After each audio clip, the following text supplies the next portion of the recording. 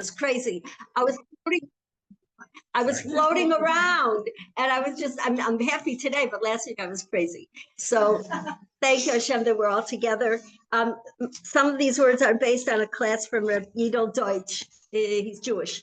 And we had a wonderful Tishrei. And it's not like it went by so fast and it's over. We have it inside ourselves when we did the four species. And when we sat in the sukkah and Hashem hugged us. And I asked him when I left the sukkah, the last prayer that we should next year be in the sukkah of Liv Yasan. And I kissed the four walls. And I said, Hashem, your hug is in our sukkah. Could you bring your hug to our home also and to my heart? And it should last the whole year. So we have all that from sukkahs, from Rosh Hashanah, from Yom Kippur. And we're just going forward. We're just going full speed ahead to continue a beautiful year of joy and service of Hashem, closeness to Hashem, feeling his love and loving him back, reciprocating that love. So Malka, I just want to say I'm going to try to be as exciting and passionate as you were when you spoke, and I hope you speak again. You came up here like didn't matter what you would say. Didn't matter what you would say. You could talk about how much milk has gone up, the price. We were so excited to hear because you're so alive and passionate about it. So I'm learning from you. And our avos, we're going through the weeks of our avos, and they stay with us forever. As I learned from Dova, when we go on to Shemos, and the last of the avos pass away, Yaakov and Yosef, it's like, where are they? They left us. And Dova said, no, they come with us into Mitzrayim. Well, probably or Chaim, who you quote, or so we are with them though, full time, Zman Emet, and we learned from Avram Avinu, who was our Zaidi. Basically, we're his grandchildren or his daughters. Basically, not basically, we are that he was the first one to know Hashem, to appreciate Hashem, to share Hashem with the world, one God. His father was Oved Avodah Zarah. He was a idol worshiper. Nimrod threw him into the fiery furnace. He was, how you say, not excited about it. He said, I'm just trying to be good and to show Hashem's name to the world and to be emunah with Hashem and love with Hashem. And so he came out. Hashem did him a miracle. And we learn in Devarim, in the Torah, it says, V'ahavtas Hashem l'kach, you should love Hashem. How do we love Hashem? So in the Gemara, it says we should do actions and talk softly, nicely, sincerely, sensitively, honestly in all our dealings. So people will say, wow, is that the Torah? That's a Torah that made him so honest, so kind. She says, thank you. The only one that said thank you to me the whole day, maybe the bus driver or something. I also want to learn Torah. I also want to send my children to learn Torah. This is what Torah makes a person. Called the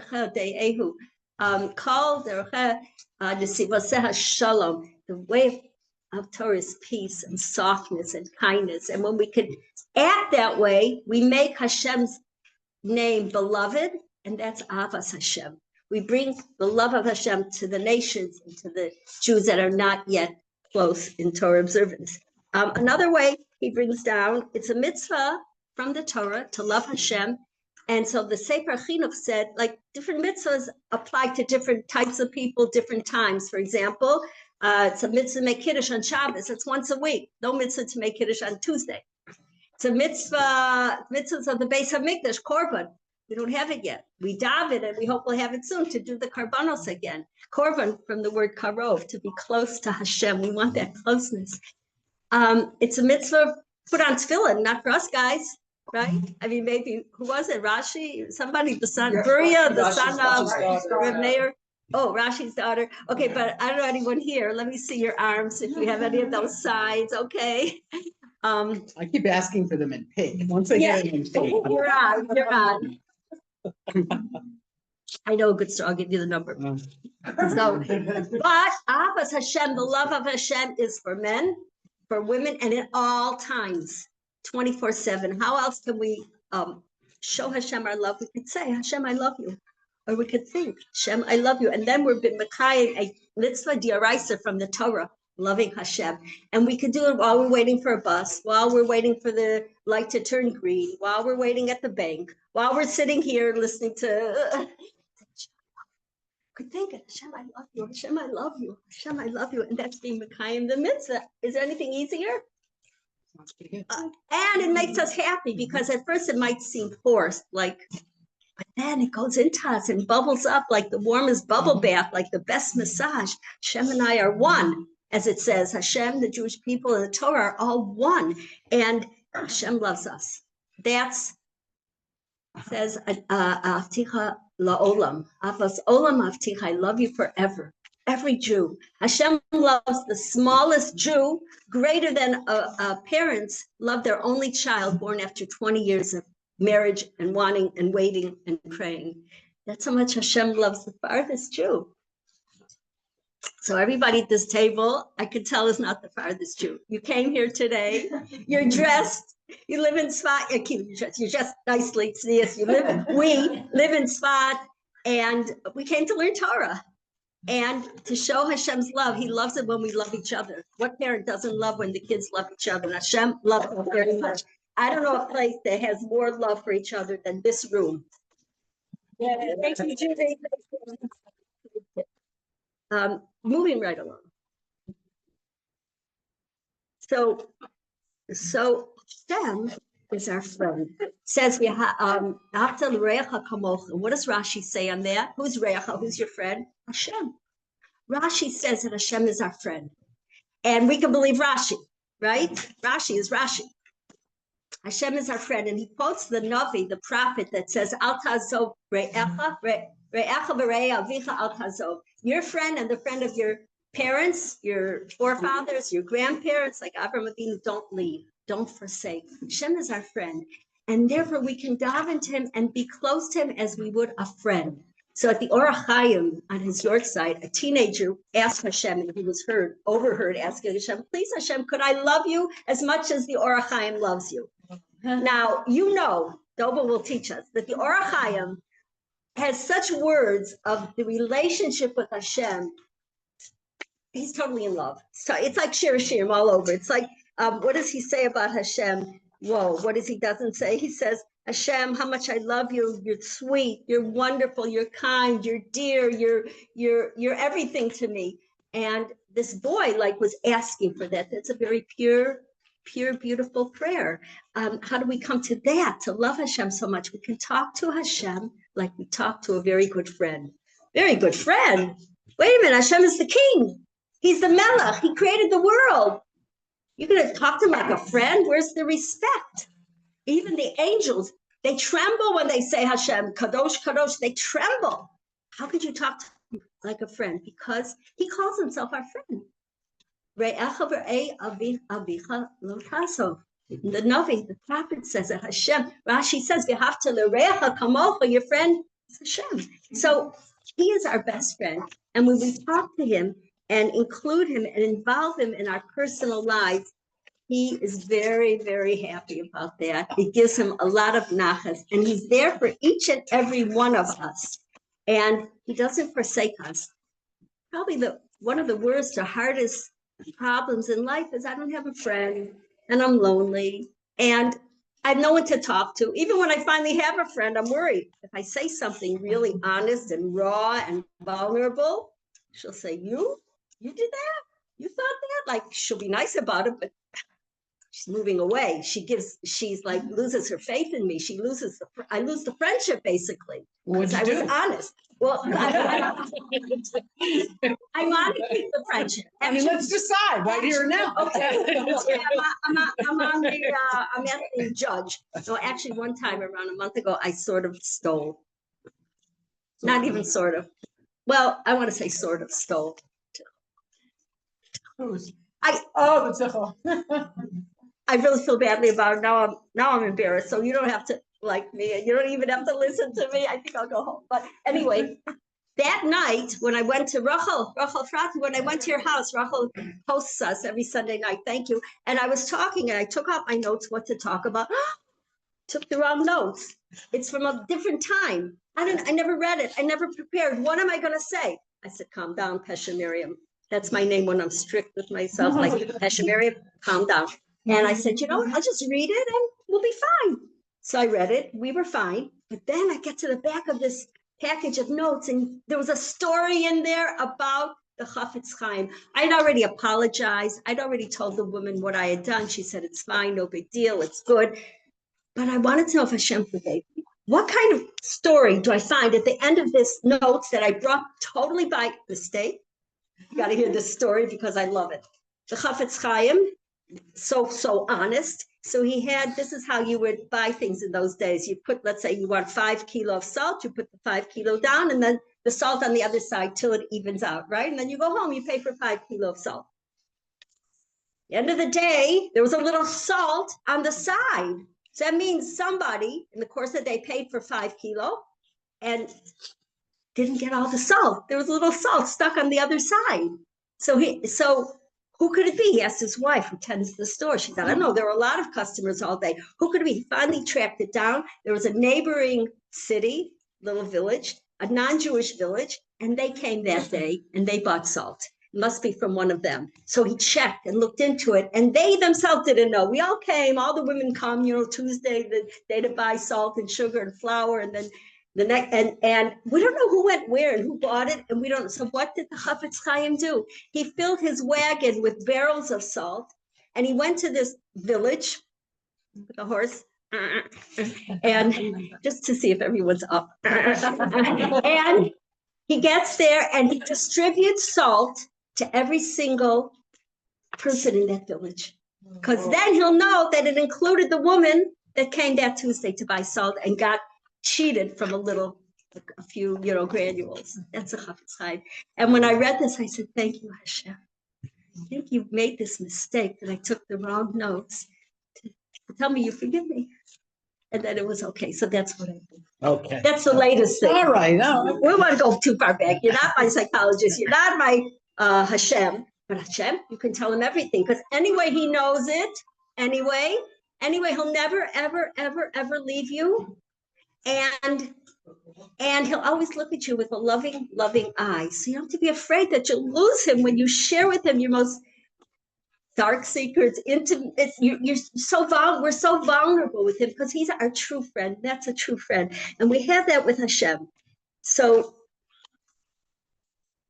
we learn to talk to Hashem in our own language. It's sometimes called hisbodedus, hitbodedut. It's talking to Hashem, not the formal tefillas. Shmona Esrei is kadosh kadoshim.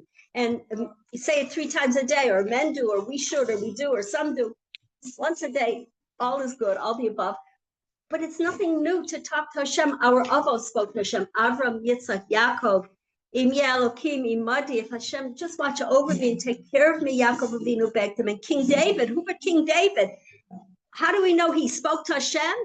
We have the whole book of Tehillim. That's his crying and his yearning and his happiness and his praising and his thanking Hashem came into a whole book of Tehillim. And he says about himself, Im levavi asicha, I will talk with my heart. I will make my bed wet at night, the covers from my tears. That's where he had much of his talking to Hashem, which we say today, he spoke in Tehillim. And the avos, they spoke with Hashem, and he's our good friend. So everyone has a long list. I was coming to Bas Medrash last Monday, and I'm looking around as I'm walking. I see like 90% plus, 99 people look either worried, concerned, or downright dejected. Did you ever notice that? Once in a while, I'd see a smiling face. I was like magnetized, like, whoa, could we be friends? And what are they thinking about? Thank you. After that story, wow, you're true. What are they thinking about? Well, everyone has a list of problems. It should be a short list and it should be easy problems. Like, I ironed the shirt too much and it burned. Okay, it's not fun, but it could be worse. And we have our list: the doctor, the banker, finances, this friend, that neighbor, no friends. We have a list, and it's weighing on our heart. And it's hard to go on with the day and smile. What's there to smile about? Well, wait, you're walking, you're seeing, you're in Sfas, you're alive. I mean, that list is much longer, but we don't think about that list because the Yetzer Hara loves that we think about the bad list.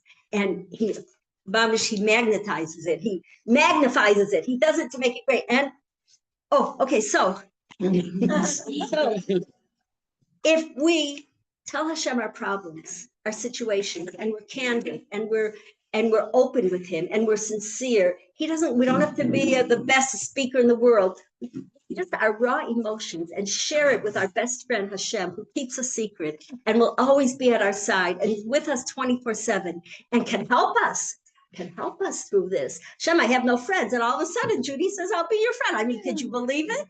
Did you believe it? Oh, yes, he helps us. So, Tov Hashem L'Kol, King David says he's good for everything, 100% of everything. And he's there to help us. He has our back. And when we let it out to him, we know I've done mine. Okay, we're not, what's it called, not responsible, doctor, finances, of course, but it's without that worry, without that burden of heaviness, because it's on Hashem's shoulders. He has wide shoulders. He's kind, Rahum. He loves me personally. He loves me very, very much, which is very embarrassing. He loves me so much, each of us. He keeps throwing balls to me of kindness and love and kindness. I say, Hashem, I can't catch it. I can't catch it. Wait, there's so many balls. He just loves each of us so much. If we think of that, we're walking, we're talking, we see, we're here. Judy, thank you. We're learning together. Thank you for the yummy breakfast. And then, if we can pour out our heart to Hashem an hour a day, even 10 minutes a day, the rest of the day, what's left? To sing and dance. What's left? To enjoy life. What's left? Dishes. Yeah, but dishes and laundry means I have food and I can digest the food and I have clothes to wear. Thank you, Hashem. The rest of the day is one happy, fun day. So let us try to take on this special prayer called Personal Prayer with Hashem. It changes us, changes our life. It makes us lighter, happier, more holy and close to Hashem, because basically, Hashem, I really want you, and I really want to be good. I really want to do your will. So as we're leaving, I want to say on one foot, on Tuesday night, we give a class on prayer and hisbodedus that changes our life for the better. And it's for the lowest, farthest person, the highest person. It's not, it's ideas and eitzos and wisdom from Rabbi Nachman that can change our life to be better, happier, lighter, sweeter, and to enjoy life more. So you're welcome to come. It's in Sal number 7, Tuesday night at 8:30. It's in where? Sahal. That's the name of the street. Sahal 7, is that in Mor Chaim. Sahal 7. Yeah, you can call me and I'll give you directions. 8:30 Tuesday night. It's fun and it's in English also. Yeah, please write it down. Thank you so much. Oh, that was just so sweet.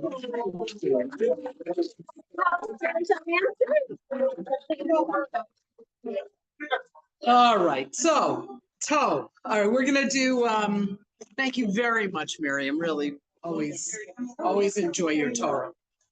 Okay, so we're going on with the laws of Bein Adam Vayera. We're starting a new topic, which is Hachnasas Orchim, which people here are really experts in it, but just to refine a few points possibly. So Yerachmiel checked in to see how his wife Yehudis was doing, if she was all comfortable in her hospital bed.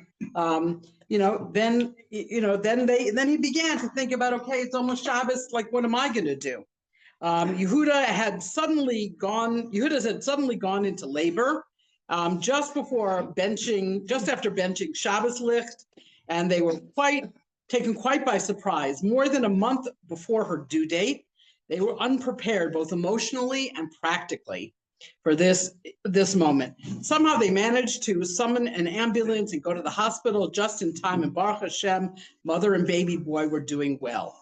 But Yerachmiel had not had time before they left to think of grabbing a bottle of grape juice for Kiddush or a roll for a motzi, and now he was stuck in this remote hospital without any basic Shabbos necessities. Well, then at that moment, this malach appears, and it's a man with a zif from Shemayim, a man with a bearded face, and he's peeking into the room, and he said, "My name is Nachum Klein, And would you do us the honor of coming to our house for a Sudat Shabbos? You know, the man's like pleading with him, please, like it just would give us so much pleasure if you would join us.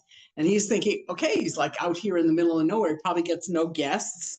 And so Yerachmiel accepts the invitation. He's grateful to have a place. And when he gets to this home, he's actually quite surprised to see a huge table filled with this man's large family and at least 5 other guests. So he was not desperate to have guests. He was desperate to enjoy a greater part of the pleasure of having more guests. And everybody felt like family. It was like a wonderful Shabbos environment. And they were served generously and made to feel at home in every way. And the Kleiners even put together an impromptu Shalom Zachor for a bunch of the fathers who had sons. And then he had headed back to sleep in the hospital, but he made him promise that, of course, he would come to the Suda the next day. So welcoming guests, having orchim for Shabbos, for other meals, for any occasion. So it's an expression of the halachta b'drachav, the mitzvah of going in Hashem's ways, emulating Hashem. And of course, it's also the mitzvah of v'ahavta l'recha kamocha. You should love your neighbor like yourself. And so whenever we meet someone, when we're traveling, so we provide for them whatever they need. We give them a place to sleep. We give them food. We give them drink. We give them really almost anything that they need. I was at my dear friends, the Hutners, for Shabbos, and he had printed out the Zmanei Tefillah, the times of davening for my husband, and there were brand new pillowcases on the pillows. And there was there was the cups all put out ready for coffee for us for at any time. Like they obviously put a lot of thought into making this, as comfortable and as enjoyable as they could. And that's the goal. Right. And it also includes, when they leave, walking with them, escorting them out, and whatever you can think of that will make their stay any better.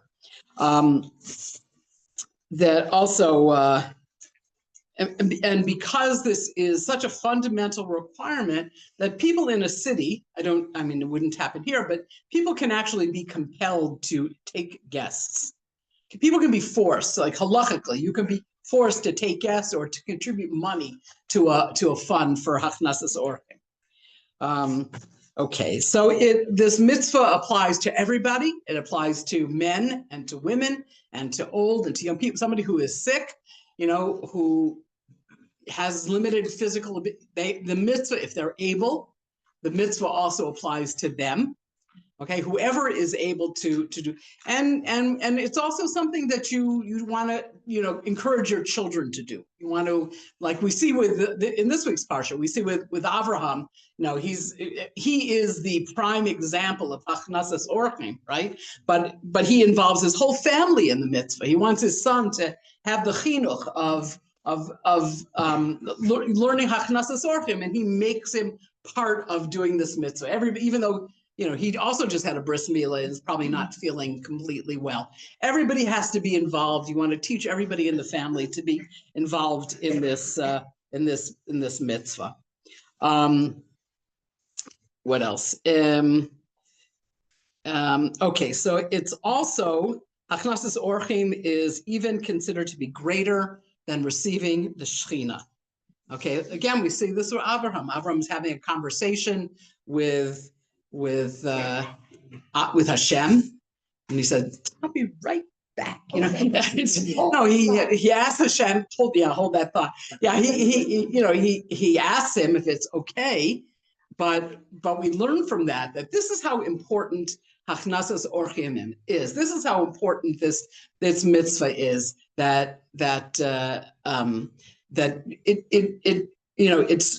It's over your conversation, your relationship with Hashem. You can, your guest needs something in particular. The guest like suddenly gets sick. Oh, I'm going to miss my shiur today. Oh, I'm going to miss davening in a minyan. Oh, I'm going to miss, whatever it is. That's what you're supposed to do. You're supposed to take care of your guests. That becomes your primary obligation. That's where this mitzvah of achnasas orchim is in the hierarchy of responsibilities of a Jew. And you think that it's that this hasn't impacted who we are. Jews throughout the world, people who are stuck, they find a place to be. You're in a place and there's no other Jews, or there are other Jews, but you don't know any other Jews. You have a place. You know that you have a place, and Chabad has actually brought it to a whole different level. You can be really in the middle of nowhere, and there's a place for you. Which, yeah. Is there a definition for what a guest really is? Because say I invite my neighbors because we want to eat together, but they have a. You're right. There are people. I left that out. There are actually opinions. It's interesting how he words it. He says that many are of the opinion that even inviting your neighbor is achnasas orchim, implying that there are those who are of the opinion that it is not achnasas orchim. Somebody doesn't need. But on the other hand, and it says, only as long as you honor that person, then you are doing the mitzvah. As long as you give them the same kavod that you would give to any other person. But then you don't actually know what a person's need is, right? Maybe somebody feels bad that they never get invited. Dvorah. For friendship. Yeah. Maybe somebody feels like everybody's always going places for Shabbos, and everybody thinks I have, a zillion places to go to, and I don't. And maybe somebody feels bad about it. Maybe you are doing. Maybe it is important to do achnasas orchim for that person.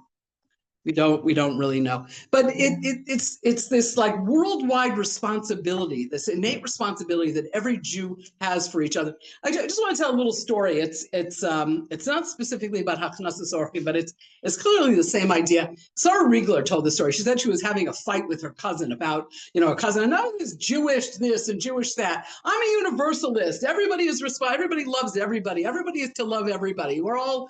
And then, like a few days later, she gets a phone call. Her mother-in-law was on a flight coming from the East Coast to the West Coast or West, I don't know. And there was a stopover. The plane had to stop.